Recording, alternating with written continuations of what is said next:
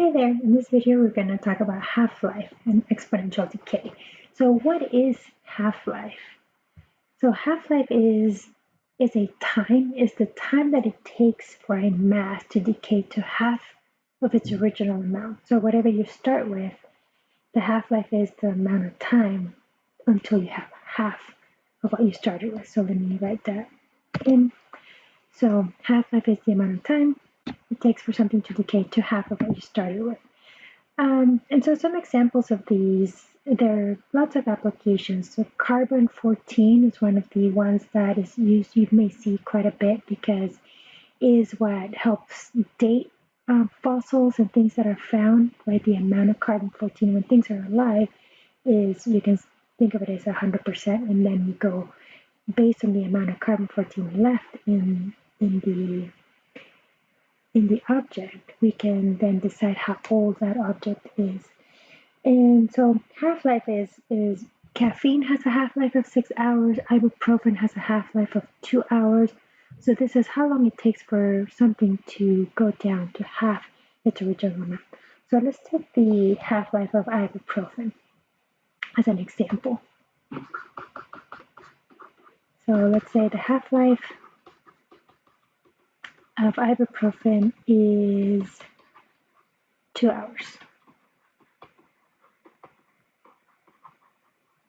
So if someone takes a 400 milligram tablet of ibuprofen, how much ibuprofen is in their system, say, after 7 hours? So let me write it down. So if someone takes, so I'll write it down and then we'll finish the problem. Okay, so now that I have the problem written down, we can really see it. So we have someone takes a 400 milligram tablet, how much ibuprofen will be in their system after 7 hours? So half-life is exponential decay, so I know we're going to use the formula N of T is equal to N naught E to the RT. Because it's exponential decay, we expect our R to be negative. And so we can look at our problem and try to pick up the data. So what do we have? So we have T and N. So we're going to call time equals 0 when the person takes the ibuprofen. So at time equals 0, you're going to have 400 milligrams. And then from here, notice that there's no really other time. We want to know after 7 hours how much ibuprofen is in there. But that's where we're going to use the half-life.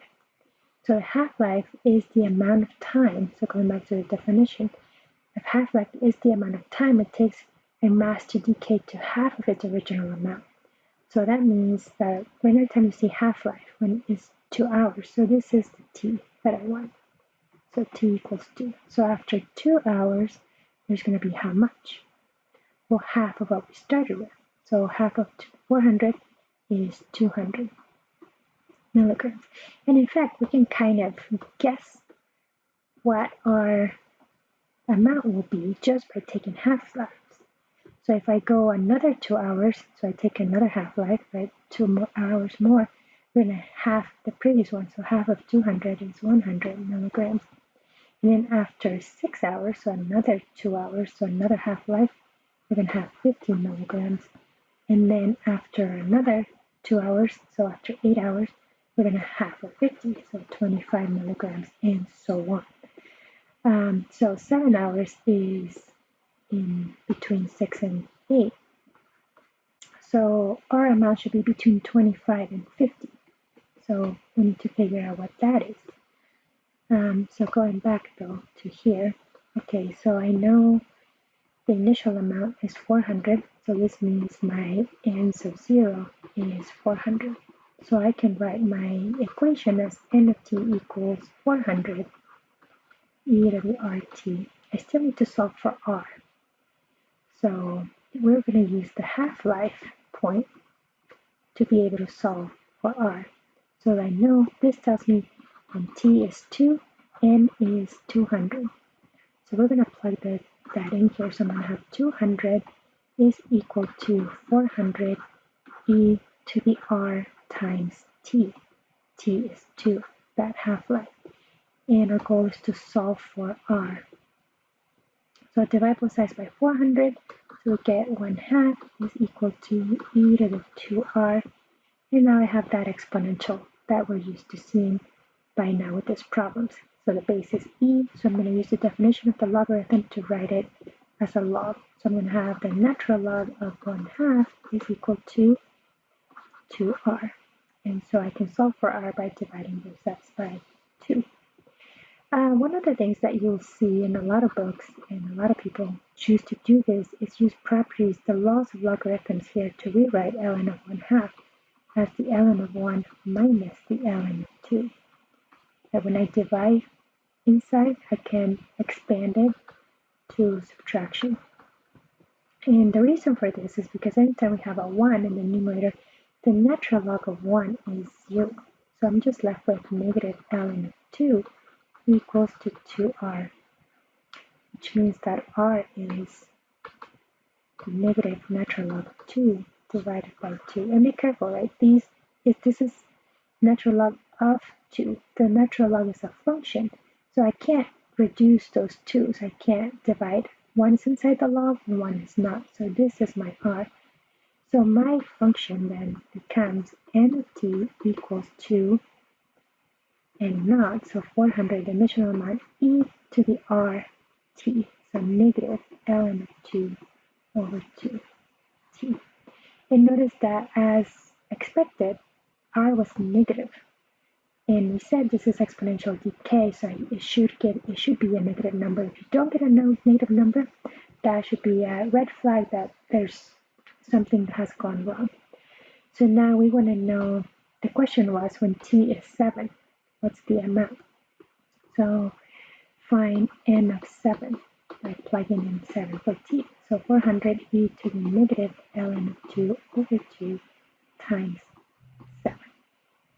And so put this in your calculator and we should get the amount. And taking half-lives like this, half-lives like this is nice because I know that it should be an amount between 25 and 50. So if I get something out of that, something higher than 50 or something smaller than 25, I also know, okay, I've done something wrong because it should be an amount between 25 and 50. So let's put it in our calculators and see what we get. So after 7 hours, putting that in our calculator, we get, so I get 35.3553.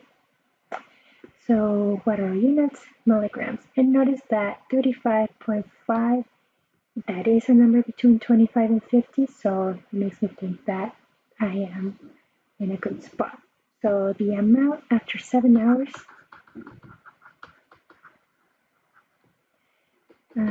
there are 35, we can say approximately 35 milligrams in the system.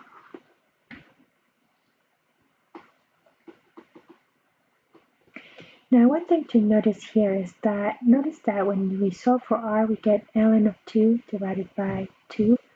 This 2 was the half-life. So, as I mentioned earlier, if we do the half-life of caffeine is 6 hours. So, half-life of caffeine is 6 hours. So, say something similar, if you had 200 milligrams of caffeine at the start at 8 a.m., how much caffeine will be in your system at 8 a.m. the next day?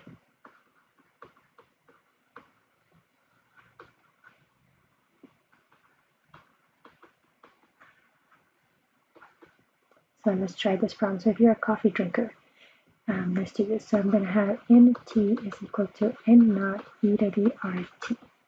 And we're going to gather our data. So t and n. So when you first take that cup of coffee with 200 milligrams, we're going to call that time 0. And then the half-life kicks in, right? So half-life of caffeine is 6 hours. So this is my t. So t is 6 hours. So after 6 hours, how much caffeine are we going to have? Half of what we started with, so 100 milligrams. And notice that in this case, we could go all the way without ever finding the equation all the way to 24 hours, because from 8 a.m. one day to 8 a.m. the next day is 24 hours, which is a multiple of 6. So you could just take half-lives and see how much caffeine you'll have. But what I want to do is find that R. So the first one gives me my N naught. So N naught is 200. So I'm going to have N of T is 200 e to the RT. So now I'm going to use the half-life point. So half-life tells me when T is 6, N is 100. Right? So I'm going to have 100 is equal to 200 e to the T is 6 to the 6T. Divide both sides by 200. So I'm going to have 1/2 equals e to the 6T. Now this isn't coincidence that we keep getting, notice that I got 1/2 here and I got 1/2 here. That's because we are using the half-life. So when I write it as a logarithm, I'm going to have the natural log of 1/2 equals 6T. And so that means that, oops, not T, sorry, R. Right? T is the thing that is 6. So this is going to be 6R, 6R, 6R. So again, natural log of 1/2 can be written as natural log of 1 minus natural log of 2. And natural log of 1, that's 0. So it's just a negative natural log of 2 equals 6R. So R is equal to negative ln of 2 over 6. So I want to bring that to your attention. So R is equal to negative ln of 2 over 6. So what is the similarity between this R and the R that we got here? Notice that they both have the negative ln of 2. And this one is divided by 2. What was 2 in this problem? 2 was the half-life. So in this one, 6 is the half-life. And notice that I get negative ln of 2 over 6. So for any half-life problem, so if h is equal to the half-life of something,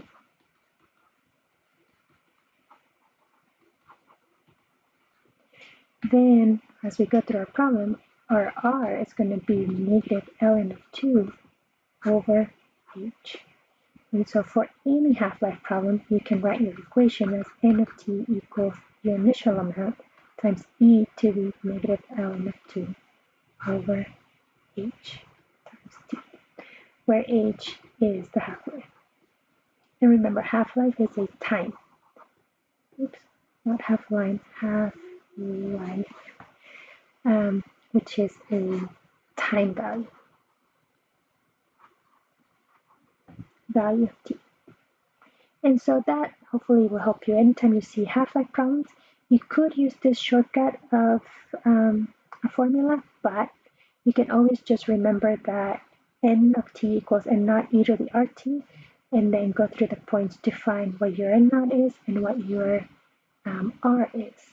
And then for here, for this one, at this point, we can just plug in 24 for t, and we'll know how much caffeine you're going to have in your system after 24 hours.